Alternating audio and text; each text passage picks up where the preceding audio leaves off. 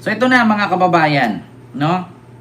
Yung una nating pag-uusapan, mga kababayan, ay patungkol po ito kay Larry Gadon at kay Vice President Sara Duterte, mga kababayan. Naku po, ito po ang ating unang pag-uusapan ngayon, mga kababayan, na kung saan si Attorney Larry Gadon po ay nananawagan. So ano nga ba ang pananawagan ni Attorney Larry Gadon? Kasi po mga kababayan, simula po nung lumabas, uy Sir June Morales, maraming salamat po sa iyong super chat and advance Merry Christmas po sir. Maraming salamat sa Pabuy na Mano. And ito po mga kababayan, yung ating reaksyonan ay patungkol dito sa panawagan ni Attorney Larry Gadon na kung saan ay gusto nga niyang ipalipat itong si Ramil Madriaga ng detention. Kasi po mga kababayan, ganito po ang nangyari. Ayan, sana magkaisa po tayo, solid lini po ako. Sir Danilo Cortez, hello po. So ito po yung nangyari mga kababayan na nanawagan si Larry Gadon kasi nakita niya po kasi ang mangyayari dito kay Madriaga. Simula nung inilabas ni Madriaga yung mga nalalaman niya patungkol dito kay Sara. Naku po mga kababayan. So ito po ipaparinig ko po sa inyo mga kababayan itong panawagan ni Attorney Larry Gadon. Ito po ha, pakinggan. Affidavit ay mahilig magsalita ng ipapapatay. Kaya dapat yan. Nananawagan na po sa ating mga otoridad na ilipat ng detention si Madriaga because of the propensity of Sara Duterte to order killings. Kung si Presidente Bongbong Marcos, si Lisa at si Martin nga ay inorderan niya na patayin. What more pa itong si Madriaga? 'Di ba? Tama naman ang sabi niya, mga kababayan, ni Attorney Larry Gadon. Siya po'y nananawagan na ilipat kasi baka mag-order si Sara na ipatumba nga itong si Madriaga. Kasi bakit, mga kababayan? Kung si Sara nga, 'di ba? Handa niyang makipag-usap sa killer at ipatumba nga daw niya itong si Lisa Marcos, si Bongbong Marcos, at saka si Martin Romualdez. So, paano pa itong si Madriaga na nasa loob na ng kulungan, mabilis na, 'di ba? Tapos pakinggan pa natin mga kababayan kung bukod doon nasa loob ng kulungan, 'di ba? Ibang usapan 'to. Kaya nga po kulong. Kaya dapat ay ilipat yan at bantayan ng gusto. Pati sa pagkain. At baka siya ay lasunin. Tama. At baka rin siya ay patayin dyan sa riot dyan. Sa Kaya nga. GMP. Kaya dapat ilipat yan sa lalong madaling panahon. Agad-agad ay ilipat. At yan ay bigyan ng proteksyon na hindi siya magagalaw ng kahit sino man. At mahirap na. Baka yan ay patayin yan. Alam nyo naman, yung kanyang binabanggit doon sa kanyang affidavit ay mahilig magsalita ng ipapapatay. Kaya dapat yan ay talagang pangalagaan.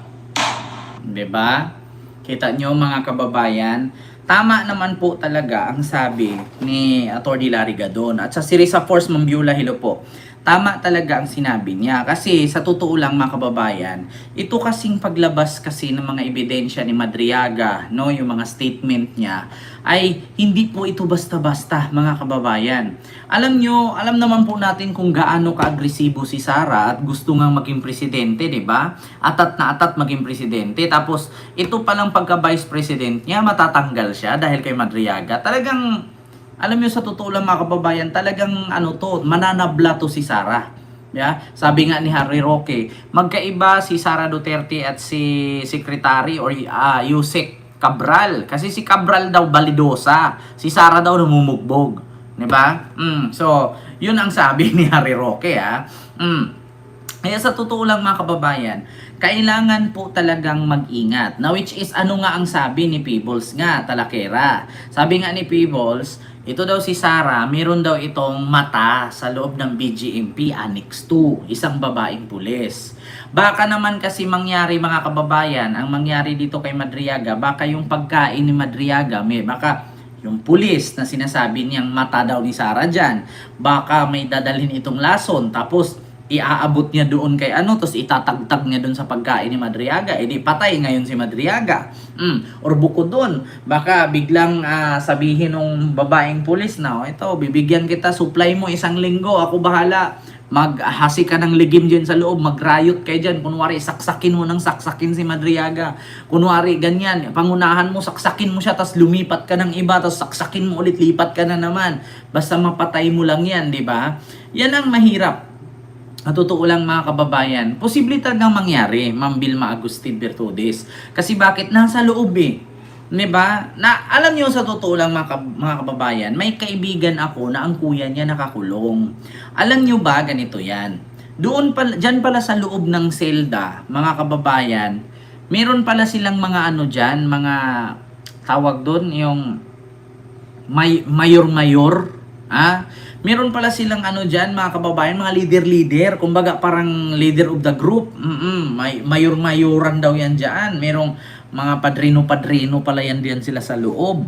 Ngayon, mga kababayan, kung ang mga padrino ninyo dyan or padrino nila dyan ay mautusan, 'di ba, na i-challenge si Madriaga, ano nga bang laban ni Madriaga sa ganito ganyan? Pero sa bagay, sanay si Madriaga sa mga ganyang martial arts kasi nga naging ano din siya ni Digong noon.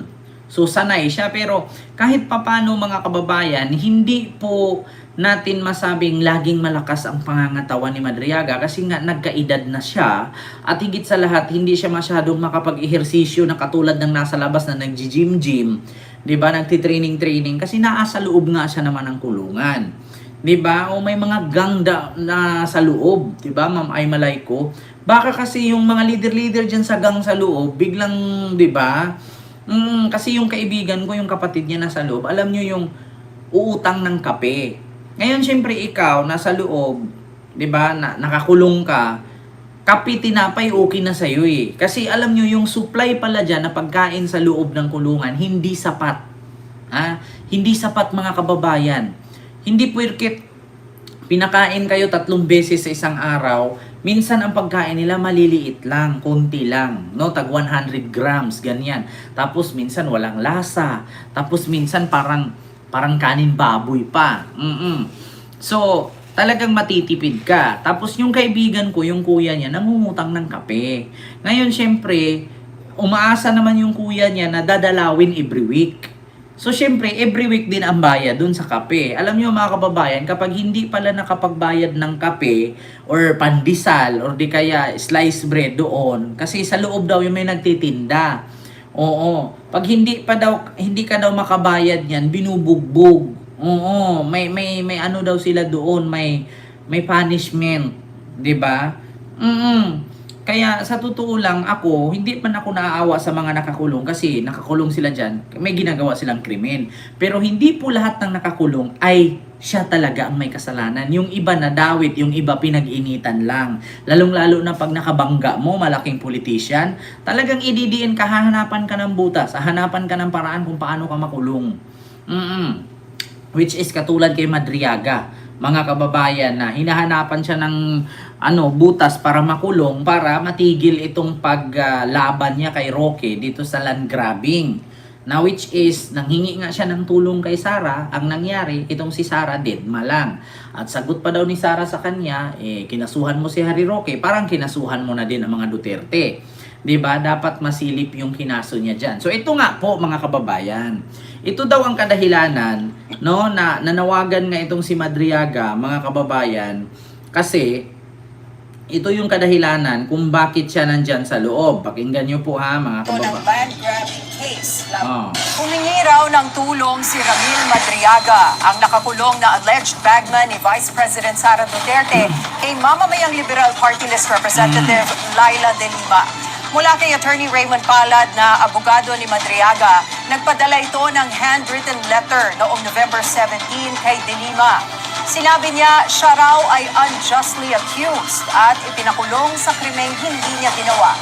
Umapila si Madriaga kay De Lima na tulungan. 'Di ba? Umapila si Madriaga kay Congresswoman De Lima na tulungan siya kasi nga ginipit nga lang daw siya. Kumbaga, biruin mo mga kababayan, 19-something pa, 1990s, 1989, 1990s, 1987, kaso ito, mga kababayan, 1995, 1993, na kaso, dinawit siya, na which is, ang pinsan niya dapat, ang kasali sa kidnapping. Ngunit mga kababayan, nung nalaman ni Harry Roque na kinakalaban nga siya, si Harry Roque, nilagay yung pangalan ni Madriaga. 'Di ba? So ito, continue natin. Siya na ma-recuse si Judge Alma Lacorte sa kidnapping case na kinakaharap nito ngayon. Anya, good friends umano si Lacorte at former presidential spokesperson Harry Roque. So nanawagan itong si Madriaga na ma-recuse itong si Lacorte. Kasi daw itong si Lacorte, kaibigan daw talaga ito ni Harry Roque. Na which is siguro si Harry Roque may binigay dito, may inabot dito. 'Di ba? Si Sara nga na tinuring pa niyang kuya, 'di ba? Si Sara nga na tinuring pang kapatid ni Madriaga, hindi tinulungan ni Sara kasi bakit? Ang sabi ni Sara, dinimanda mo si Roque, parang dinimanda mo na din ang mga Duterte. Kasi malaki-laki kasi ang bigay ni Harry Roque kay Sara. Kung naalala ninyo, noong 2022 election, nagbigay po si Roque ng 36.4 million campaign donation, no, kay Sara Duterte. Kaya medyo malaki-laki nga. So, imposible naman na itong best friend ni Harry Roque na isang lawyer daw para ma-recuse. So, imposibleng walang lagay ito. Mga kababayan, imposibleng walang lagay. Biruin mo, kasuhan mo yung tao na hindi naman kasali. 'Di ba? So, ibig sabihin, may padulas.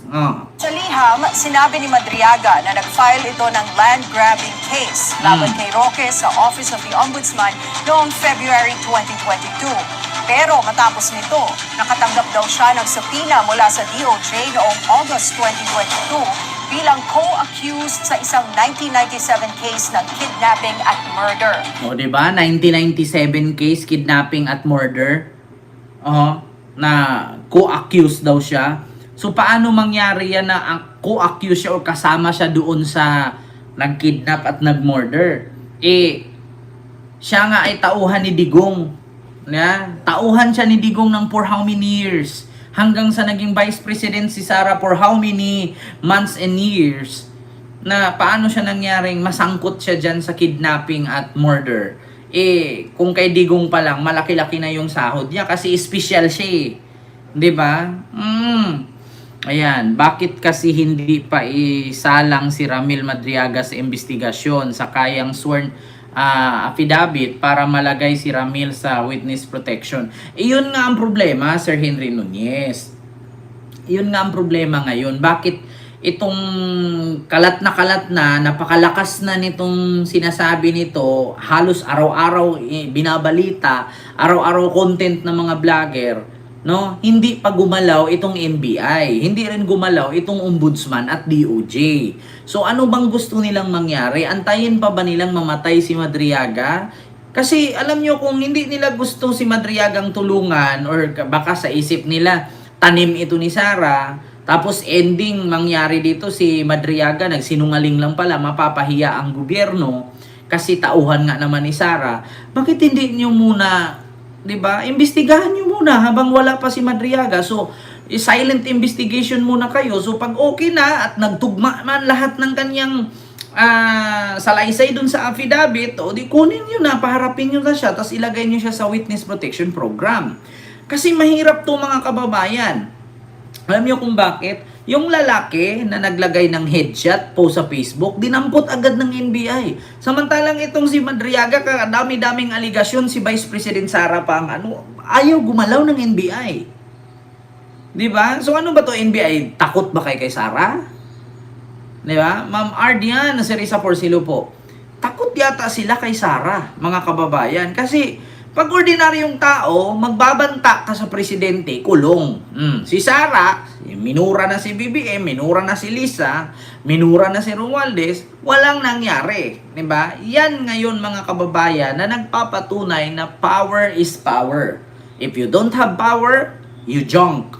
If you have power, you VIP. Diba? Ganun yun, mga Itong kababayan. Huwebes, sinabi ni Roque na siya raw ang may hawak sa kidnapping case na nakabinbin sa korte laban kay Madriaga. Pinasinungalingan din ito ang mga aligasyon ni Madriaga laban kay VP Sara Duterte.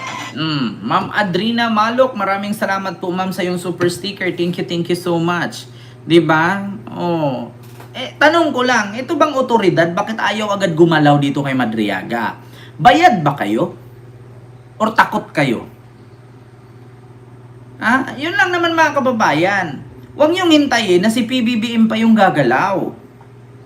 Kaya nga kayo binigyan ng sahod ng taong bayan dyan, kaya kayo itinalaga ni PBBM dyan, bakit ayaw nyo agad magsigalaw? Diba? Alam nyo sa totoo lang, mas malaki pa tong problema ni Sara kaysa sa flood control. Yung flood control na yan, isang issue lang yan. Pero itong kay Sara, buong Pilipinas to, Vice President siya. Diba? Hindi ko sure kung itong mga otoridad, ang bagal gumalaw. Ombudsman, DOJ, NBI, asaan kayo? Kapag chismisan, aga-aga ninyo magpa-presscon. Di ba? Kapag ganitong issue, parang tahimik kayo. Ano to? Parang kakaiba, something fishy talaga eh. Di ba mga kababayan? Something or smell fishy. Kasi kapag usaping araw-araw, agad, presscon. Di ba? Araw-araw, nandun agad. Pero kapag dating kay Madriaga, parang bungol yata kayo. Parang pepe at mga bulag ata kayo.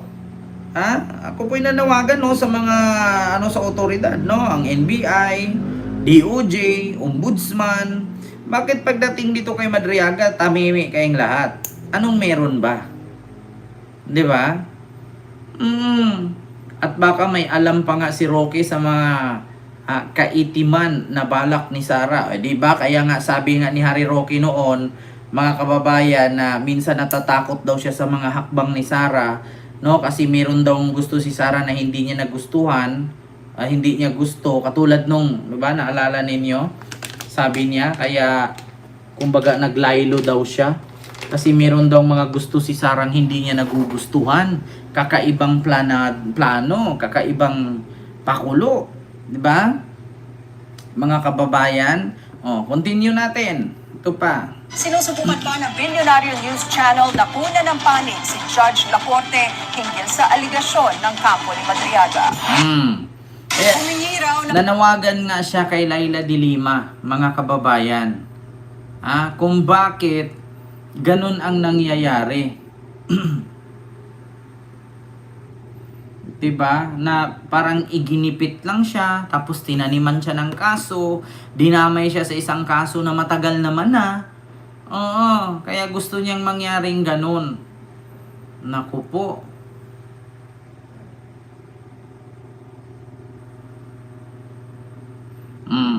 Katulad lang dito, mga kababayan, kakapasok lang ng balita. Dati umanong pagmamay-ari ni dating Department of Public Works and Highway, Cabral, ang hotel sa Benguet na tinuluyan niya bago masawi ayon kay Interior June B. Crimulya ng DILG. Pero ngayon daw ang nagmamay-ari ay si Eric Yap na. Bininta na daw kay Eric Yap. So mga magkakaibigan nga pala talaga ito, mga kababayan. Yung mga nagnanakawan. May anino pa daw kasi ng ng death squad umaaligid. 'Di ba? May nagsasabing patibong lang daw si kasi may mga senador na binanggit. Actually, Mamulay, may possibility talaga na iisipin ng tao na patibong itong si Madriaga or tanim ni Sara para ganito yan eh. Ito explain ko sa inyo Ganito yan. Ang napansin ko din, kaya ba siguro ayaw gumalaw nitong DOJ, ng Ombudsman, ng NBI, pagdating dito kay Madriaga, kasi alam nyo, sa totoo lang, sabi kasi nung abogado ni Madriaga, nagtatampo lang kay Sara. So, pag sinabi nating nagtatampo lang, so hindi galit, nagtampo lang. Kaya kapag hinihilot-hilot mo yan, ginaganon-ganon mo yung bayag niya, bumabalik ulit, umaamo ulit, di ba? Tampo lang naman kasi. Kasi magkaiba kasi yung galit talaga siya. Hindi yung nagtampo lang. Di ba? Kaya yung tao nagkakaroon ng doubt. Kasi ang mangyari kasi diyan, halimbawa, si Sara, ako si Madriaga, ikakanta ko ngayon. Hindi natin alam na baka si Sara, inutusan lang niya si Madriaga na kunwari, 'di ba? Kunwari, sabihin mo, naghatid ka ng ganyan, inutusan kita. Kunwari, meron kang hinatid na pera sa ganito, inutusan kita. Tapos, mga kababayan, pagdating na sa kasuhan, sasakyan na ng government si Madriaga, gagamitin na siyang ganun. Tapos, ending, pagdating sa kasuhan sa pag-imbestiga na, hindi nag-match lahat ng statement ni Madriaga, malinis ngayon si Sara. So ngayon, pag luminis ang pangalan ni Sara na paninira lang lahat yung mga sinabi ni Madriaga, may tsansa siyang manalo sa 2028 kasi nalilinis yung pangalan niya eh. Yan kasi ang iniisip, kahit ako mga kababayan, yan agad ang napasok sa isip ko. Kaya din ba siguro itong DILG, itong DOJ, Ombudsman at NBI, hindi agad-agad kumakagat. Kasi bakit? Si Madriaga matagal na po itong katiwala ni Digong. Tinuring na nga niyang tatay si Digong at kapatid si Sara eh. Tapos ito pa ang sabi ng abogado ni Sara na nagtatao ni Madriaga na nagtatampo lang daw si Ramil kasi hindi natulungan. So pag-ibig kasi sabihin ng nagtatampo, kapag hinihilot-hilot mo yan, umaamo. Tampo lang eh, tampuan lang yan eh. Di ba? Baka naman sakali pag bumalik si Sara dyan at tulungan siya, mawala yung tampo niya, di patay tayo dyan. Di ba? Kaya sa totoo lang mga kababayan, mahirap kasi agad-agad na kumakagat tayo.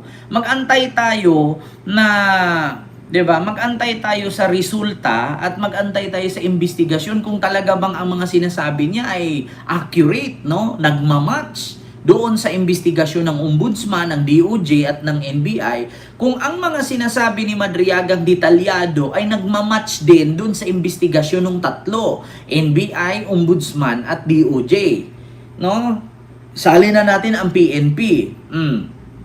Kung lahat ng sinabi ni Madriaga ay sure at nagtugma, 'di ba? Doon sa investigasyon ay talagang patay si Sara dito. Pero mga kababayan, kung hindi magtugma, si Sara pa rin ang mananalo. Bakit?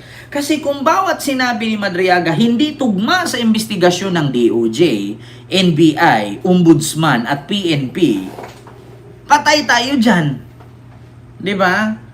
Magiging nga tayo dyan. Kasi bakit? Pag hindi nagtugma, isa, dalawa sa mga salaysay ni Madriaga, mananalo si Sara. May tsansa pa itong sabihin ng tao, malinis si Sara. Di ba? 1 point madulas ang gobyerno, pabor kay Sara. Kaya nga, di ba, Sir Bien? Kaya din siguro, ito ang nasa isip ko na baka hindi ito agad-agad kinakagat ng gobyerno kasi baka pain lang. Di ba? Baka pain nga naman. Oo, kapang mamamatay si Madriaga means totoo ang sinabi niya, kaya okay na lang, sabi ni Sir John Morales. Ang problema nga dyan, sir, kung namatay si Madriaga, no? Tapos hindi pa na umpisahan yung investigasyon, sino na naman sisihin? Gobyerno na naman. Si BBM na naman ang sisihin yan.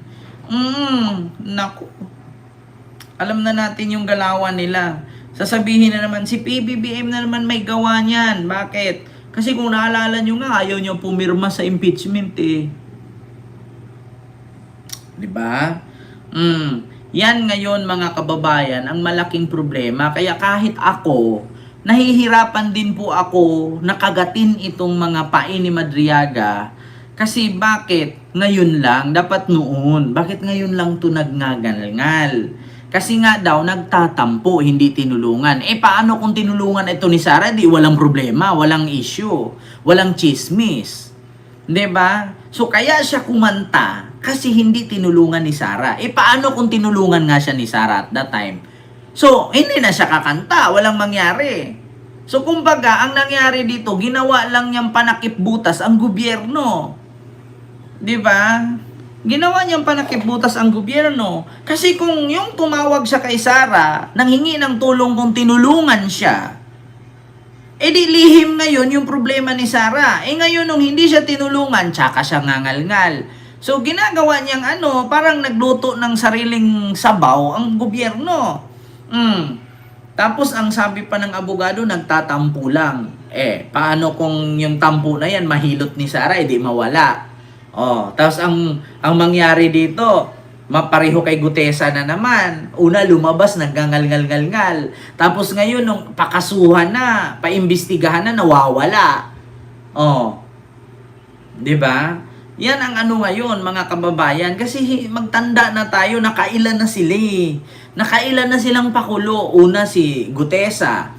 Oh, ngangal-ngal-ngal-ngal, nga ganito daw, hinatid niya sa ganito, hinatid sa ganyan. Tapos nung ipinatawag ng DOJ at Ombudsman, hindi sumipot, nawawala. Oh, sira na sira ngayon ang Martin Romualdez. Oh, tapos ngayon lumabas itong si Gutesa. Ayan na naman si Sara ang binira. Tapos pagdating yan doon ay inimbestigahan na ng DOJ, ng DILG, NBI at Ombudsman at PNP, ending hindi accurate, hindi match, hindi tugma yung mga sinasabi ni Madriaga. Panalo si Sara. Kunting mali.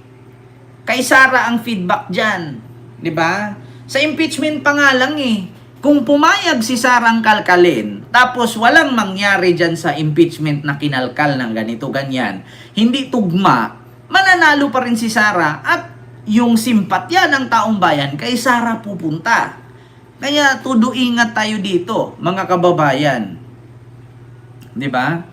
Todo ingat tayo sa pagkagat. Huwag muna agad-agad kumagat, mga kababayan. Mahirap na. Oo. Huwag muna tayong sumakay, no? Babantayan muna natin. Actually, pag sumakay nga tayo ng bus, eroplano, jeep, barko, 'di ba? Hindi naman isang barko lang. Pangalawa, hindi naman isang eroplano lang. Yeah? Isang motor lang ang masakyan mo, marami namang motor. Kaya huwag magmadali. Dahan-dahan lang, sabi ni IB Aguas or ni Maha Salvador.